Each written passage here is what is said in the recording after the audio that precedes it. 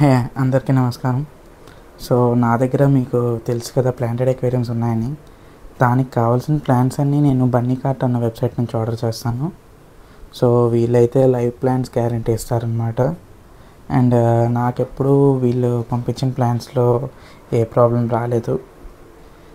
And ఇప్పుడు order చేసింది అయితే సమ్ హైడ్రోకోలైట్ ఏదో పేరుంది, నేను మెన్షన్ చేస్తాను చూడండి. ఈ ప్లాంట్ అయితే ఒక క్రీపర్ వెరైటీ అనమాట. సో ఇవి లో లైట్ కండిషన్స్లో బాగుంటాయి అండ్ ఈజీగా గ్రో అవుతాయని చెప్పి ఇన్స్టాగ్రామ్లో ఎక్కడో చూసాను. సో అందుకే ఇవి తెప్పిస్తాను. ఇప్పుడు దీన్ని అక్వేరియంలో ఎక్కడ యాడ్ చేస్తాను ఏంటి అన్నది నేను మీకు చూపిస్తాను. ఫస్ట్ వీళ్ళు పంపించినప్పుడు ఇలా పేపర్లో ర్యాప్ చేసి పంపిస్తారు అనమాట.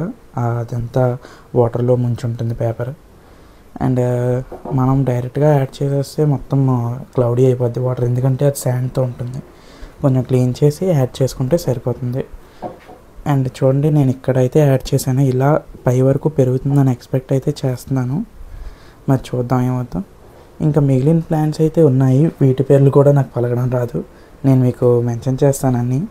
అండ్ ఇది వచ్చేసి అంబ్రెల్లా ప్లాంట్ అనమాట. దీని సైంటిఫిక్ నేమ్ వేరే ఉంటుంది.